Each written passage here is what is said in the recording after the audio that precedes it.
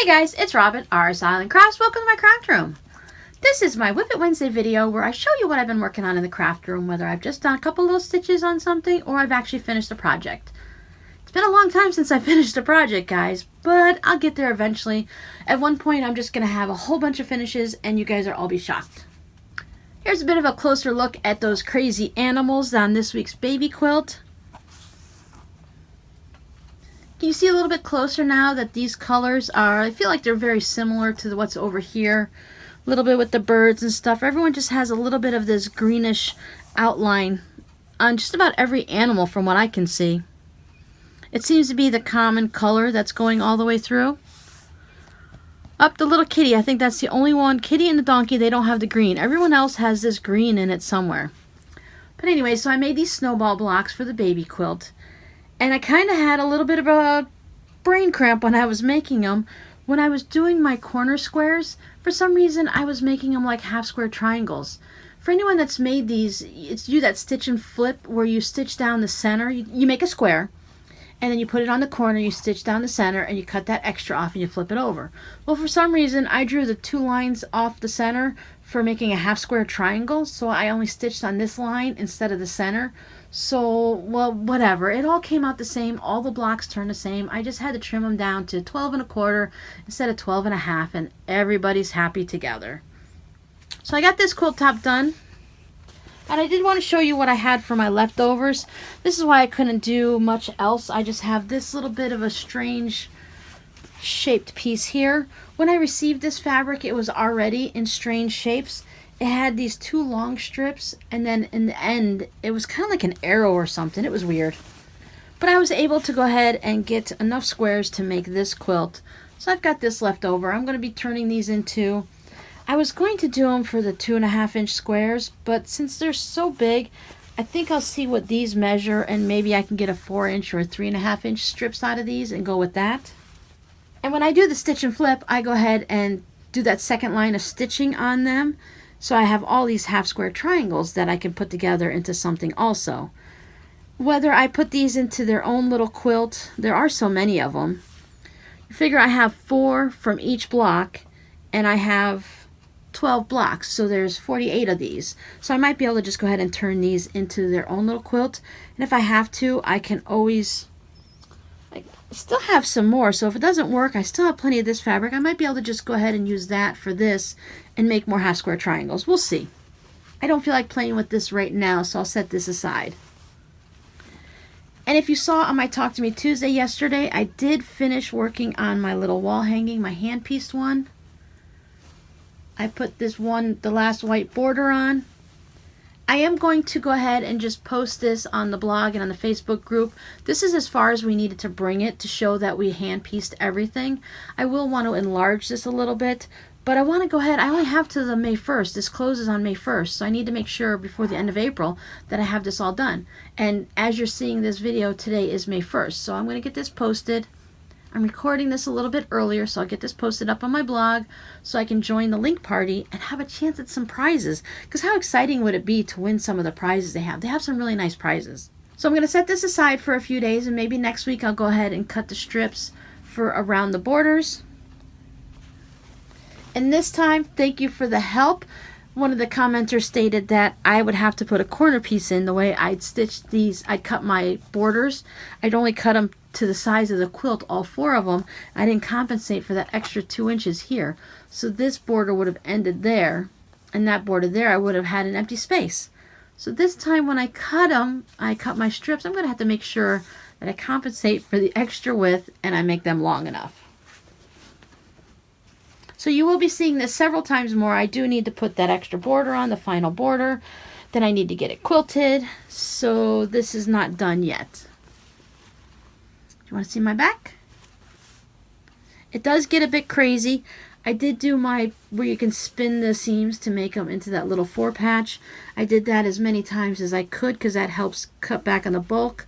But as you can see, sometimes I just got something a bit wonky going on there. But there's not much bulk. You can also just take one of those mallets and hammer it down. Okay, that's it on my stitching, my sewing and quilting stuff. Now we're going to get into the knitting and crochet. I'm plugging away on my socks little by little. little by little by little, as in I only put 5 rows on this. I have started my heel, so each round you're adding 2 stitches to it. So we can pretend like I've stitched more on it because I've added a whole 5 stitches, 10 stitches to it. And the other sock is in the same exact position as it was last week. I have not touched it. Yeah, I wanted to finish these by the end of April. I didn't make it, but that's okay. It just means I'm going to have to work extra hard when I get to Robbie socks. Now these are the Pioneer gloves, and for some reason I want to think that maybe I didn't move this stitch marker. I don't know that I worked on it this much this week, but I could have.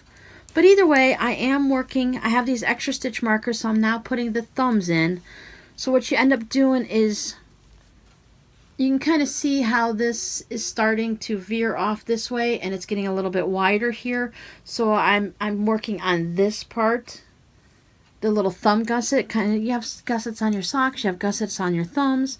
So that's what I'm working on there. So I think I've only put a couple rows on, or I've done really good this week and I put this much on. So let me move this stitch marker so we don't run across this problem next week. I want to be honest here, but it's really not that big of a deal if I forgot to move the stitch marker. It's not like I'm being judged on anything. Are you guys judging me? You guys aren't judging me. If you're judging me, you're going to have a lot to judge on because I am constantly forgetting things like that. I did work on the dragon. I'm going to have to rearrange my thinking on the dragons, though. I'm going to have to actually spend a day and work on these projects because I've been doing them at night after I finish in the craft room about 4 o'clock. Take care of dinner, take care of the animals, take care of Rob and all that. And then by the time I sit down in my chair to work on this, I keep falling asleep. So I'm not getting as much progress done as I'd like. And I need to get these done because they have to be sent out for the new baby. I finished a little foot. This is just me wrapping the yarn around it. When you do these feet like this, because they have it to where you do these rapid decreases to make it go up like this on the foot, you get all these holes here. Now I'm going to be taking some of this red yarn and I'm going to be stitching this up and filling in these holes so that when I stuff it, you won't see any of the stuffing won't come through because that could be a hazard for kids. Plus no one wants to see that. So I will be going ahead and taking a needle and this yarn, and I'll just go ahead and tighten these all up so that these holes don't show. I've tried over the years many times to figure out how to get these to make them nice and neat. And just the way the stitches are done, because they do them with double crochets. Double crochets are a tall stitch. It's double the size of a regular crochet stitch. And that always ends up leaving space in between. When you have 2 of them, there's always a gap in between the 2 because it's double in height. So the best thing I've ever figured out is to just go ahead and take some of the same yarn and just stitch it together, and it comes out fine. It's not even noticeable. My last project is Rob's Afghan, and no, I did not weave in the ends like I keep telling myself I'm going to. I say, hey, I've only got a little bit of time to work on this. Why don't I just put stitches into it instead of putting in the ends? Because weaving in the ends is never fun.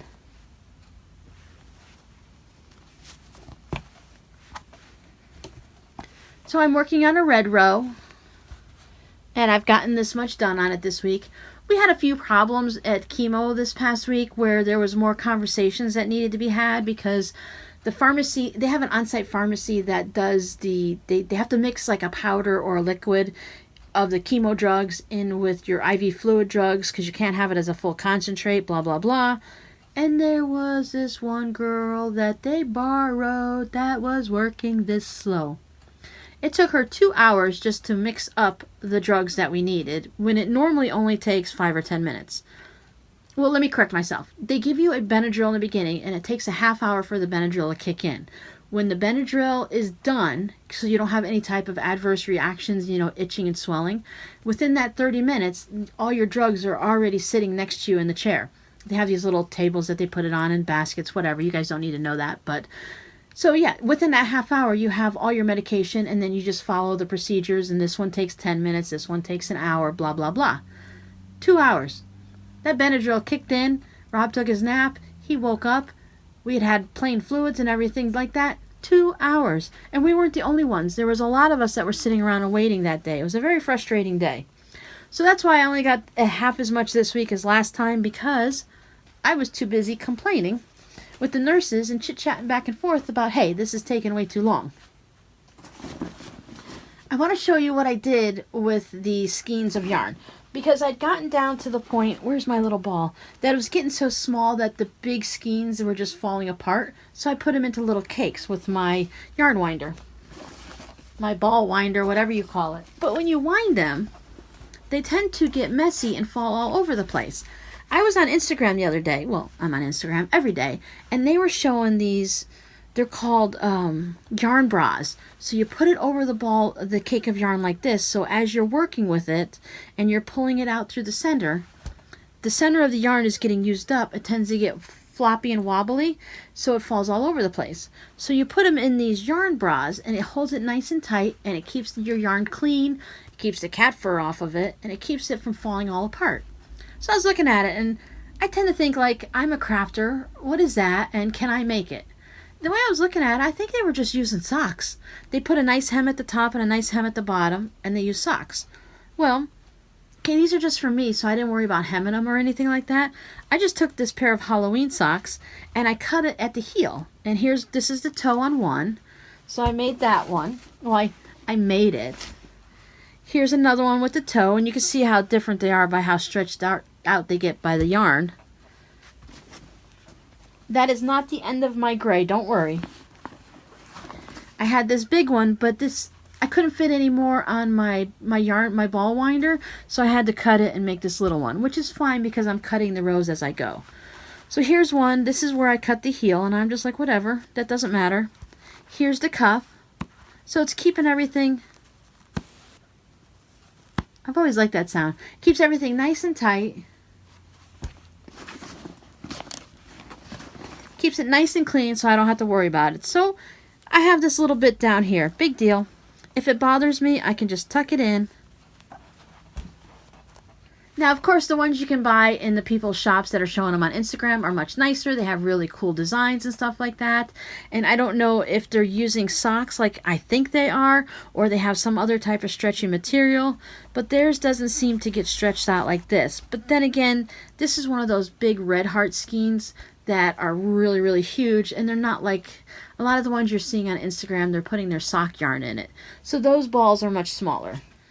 So I thought, why not, right? I'll give it a try. It works for me. It's my family, my father would call it my redneck ingenuity, because that's, you kind of take what you have around the house and you go ahead and make it. Now I can use that extra money for something else to buy more yarn. I don't need to purchase these. Now, like I said, I wouldn't want to take anything away from any of those people in the shops. And if you want one that's nicely made and hemmed and looks really good with some fun fabric, then go for it. Go check them out. Look up a yarn bra on Etsy, and you'll find all kinds of fun things. But for me, this works. For those of us that don't want to spend that extra money and bring something else into the house, I already had these socks in the house. I picked these up from like the Dollar Tree or something like that. Or they were in some type of package. I don't really remember. But I don't wear these types of socks anymore, and these are the ones that come all the way up to calf. So I just went ahead and cut them, and I'm all set. Alright guys, that's it for me. As usual, leave down below in the comments what you guys are working on. I am trying really hard. I am reading all of your comments, and I'm trying to get back to respond to them as much as I can. You'll know I've seen your comment if I've gone ahead and I've liked it and I've clicked the little heart thing, so you know I have seen it. I try to answer any questions that come up as soon as possible. And I love hearing about your projects. So I hope you have enjoyed this video, and if you know of anyone who would enjoy seeing videos like this, please go ahead and use that little share button and let them know. Then they can come over and hang out with us in the community. Until next week, I'll see you later. Bye!